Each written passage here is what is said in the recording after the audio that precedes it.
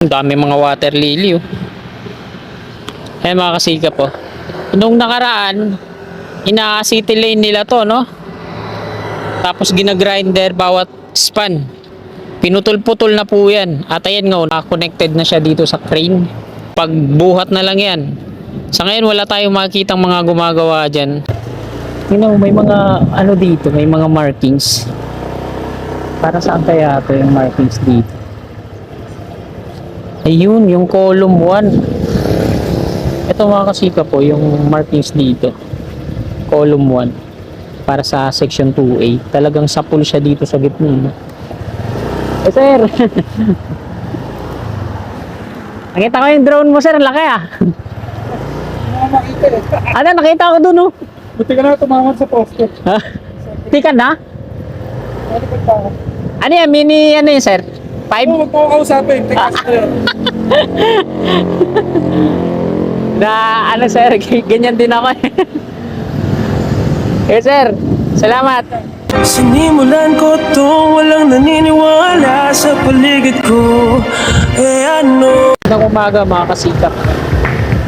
Araw po ngayon na Martes, ika-12 ng Mayo taong 2026. Kaka-out ko lang sa aking first outlet. Patungo ako ngayon ng Fort Bonifacio Army. Matadaanan natin dito dahil on the way to Lagusan yung Skyway Stage 3 at NSCR. So silipin natin habang patungo tayo doon sa kabilang outlet ko. Tingnan natin kung may progreso na, kung nandito na yung mga equipment ng Bauer na mag-drill dito sa part na to. So dito yun sa kanan natin. At tinanggal ulit nila dito yung bakod. Wala na ulit dito yung bakod. Baka papasok na dito yung equipment. Dito yan sila unang magdi-drill na sasalo dun sa tawid. Bali dun sa tawid sa may Thomas Claudio, yung pierhead na lang ng northbound dun sa unahan. Di pa na ako konkreto. Tapos ang kasunod na pier columns niyan dito yan. Marami dyan. Tapos yung column 1 niya dito sa ilalim ng flyover.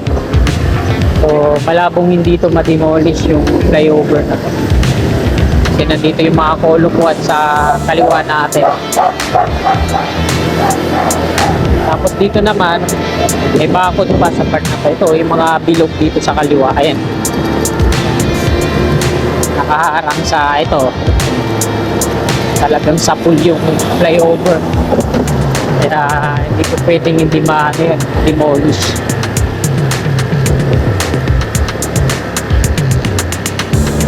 Ayan, may markings na rin dyan sa gitna. Papalipad ng drone. Kaya yung drone. Ayan yung mga kasikap, yung consultant nila. Ayan, nagpapalipad ng drone dito sa NSCR yun. Nakita ko yung drone. Ayan, yung drone nila. Ang laki oh. Ayan oh. Nakikita nyo mga kasikap. Ayan yung drone niya. Boom. Ayan. Ayan yung drone niya. Ayan oh. So sana nakikita natin. Ang laki ng drone niya. Talagang walang sinabi yung drone natin. Kinukunan niya to dito. Siya siguro yung nag-PM sa akin yung nakaraan na sabi niya kung pwede ko daw bakunan ng drone shot mula dun sa may on-ramp, off-ramp patungo dito. Ang dami mga water lily oh. Ayan mga kasikap oh. Nung nakaraan, ina-city lane nila to, no? Tapos ginagrinder bawat span. Pinutol-putol na po yan. At ayan nga, naka-connected na siya dito sa crane. Yung cable niya. So pagbuhat na lang yan. Sa ngayon wala tayong makikitang mga gumagawa dyan. Maaga pa naman, mag-alas 11 pa lang. Yan na. Paghatak na lang yan. Tsaka yung truck na pagsasakyan nila wala dito. So sayang tong tulay na to eh, no? Kaso wala. Talagang papalitan to ng cantilever bridge. Patungo naman yan dun. Pinababa niya na ata yung drone niya. Wala na yung sakyan. Ay, habang umaandar yung sasakyan mga kasigap, umaandar din yung drone niya. Kaso akin nga, umaabot lang ng 30 minutes yung battery ko eh. Low bat na. Eh wala akong extra na battery kaya no choice tayo. Ayan, dito pa siya. Di pa niya pinalalanding. Dito yon sa NSCR sa kanan. Nagpapalipad ng drone. Consultant ata.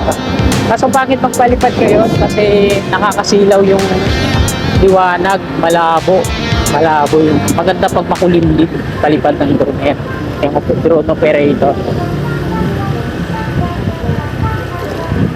Ito yung mga markings dito sa gitna. Wala. May mga dito, may mga markings. Para saan kaya ito yung markings dito? Ayun, yung column 1. Ito mga kasika po, yung markings dito. Column 1. Para sa section 2A. Talagang sapul siya dito sa gitna. Eh, sir! Nakita ko yung drone mo, sir. Ang laki ah. Ano, nakita ko dun oh. Buti ka na tumamat sa poste. Ha? Hindi ka na? Eh, sir. Salamat. Oh. Sir, ingat. Ayun. Kapares kami ni sir. Pag nagdo-drone kami, talagang ayoko nang kinakausap ako. Dito din mga kasiga po. Ayan oh. Yung column 1 din to, tapos yung dun sa kabila, column 2. Sa gitna siya. So makipot siya, no? Baka i-adjust tong yung pavement niya. I-adjust patungo dun sa loob. Kasi tingnan nyo yung column dito. Column 1, halos nandito sa gitna. Paano makakadaan yung sasakyan yan? So magkakaroon ng adjustment yan, yung pavement. Patungo na yan dun. So naka-drone ni sir. Mahirap kasi pag nagdo-drone ka, yung focus mo nandun sa drone. Tapos kakausapin ka. Yung parang ganyan din ako eh. Siyempre baka mamaya bigla na lang sumalpok din sa... Nakapangit kasi mag-drone ngayon kasi nakakasilaw oh. Tanghaling tapat. So ayan. Ayun yung si sir siguro yung nag-request sa akin na kung may drone shot ako dun sa consultant yun eh. So ito mga kasikap, pakita ko ulit sa inyo, nasa gitna tayo nasa flyover tayo, yung nire-rehab, yan, nilagyan nila ng mga reflectorized delineator, tapos ito yung mga bagong tubo na to, tinagdag dun sa mga ninakaw. So ito na po dito, yung section 2A, umpisa. So hindi ko na tanggalin yung city ko. Ayun na lang yung ginagawa nila dun sa northbound, yung Pierhead.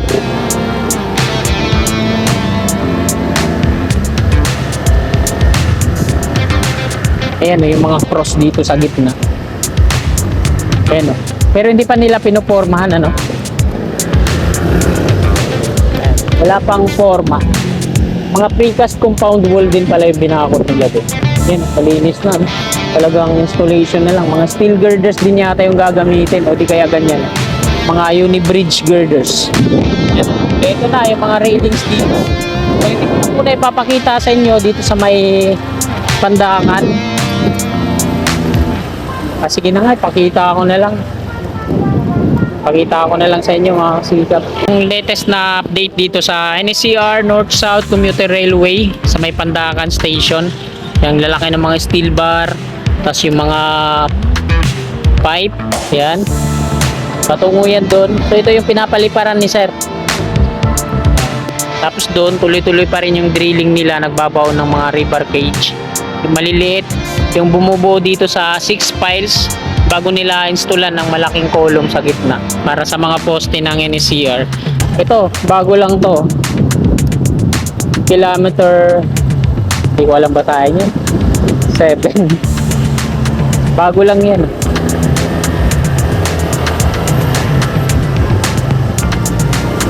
Engineer lang makakabasa nun, saka yung marunong tato, pa-engineer. Yan. Kompleto na po yung mga steel railings dito na in-install nila. Mayroon na namang nanakawin yung mga ano dito, Tolonges. Sila po yung nagano'n. Tapos lagyan din ng mga aro na yan, mga reflectorize. Tapos yung mga butas-butas dito, tinatambakan nila, pinupunan ng asfalto. Ginagawa nila ngayon dito, ito, pinipinturahan, kulay dilaw, tsaka maroon, tapos white yung gilid. Talagang kitang-kita. Ganun din dun sa kabila, tapos na yan.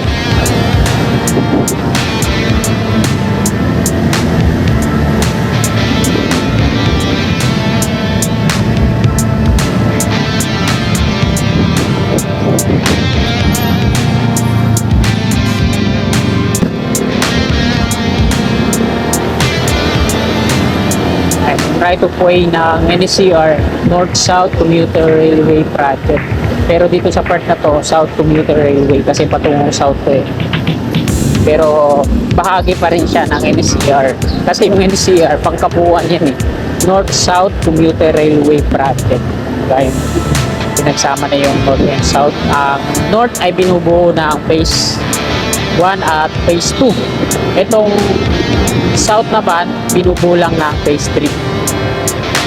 South Commuter Railway.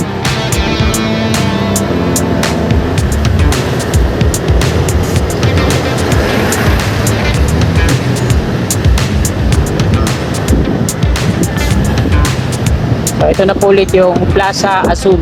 Yan o. Yan ginawa nila sa Plaza Azul. Mula dun sa dulo, tinaniman nila ng mga ano na yan. Mga bamboo ata yan eh, kung di ako nagkakamali. Pinasintadaan nila ng dalawang patong yan. Tapos nilagyan nila ng parang paso. Tapos babakuran nila ng, ayun dito nga sa gilid, dalawang ano yan eh, parang paso yung ginawa nila. Kasi tinaniman ng mga halaman, mga kawayan.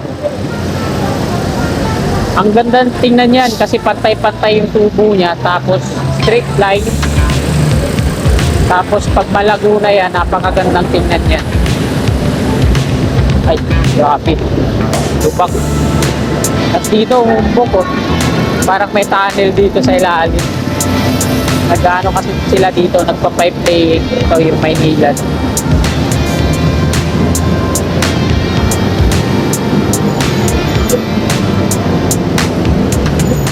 Patungo dun sa Pedro Hill, yung mga pampasadang jeepney.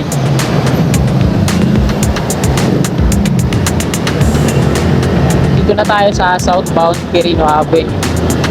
Ayan, dami palang mga workers sa loob oh. Ayan, ginagawa nila oh.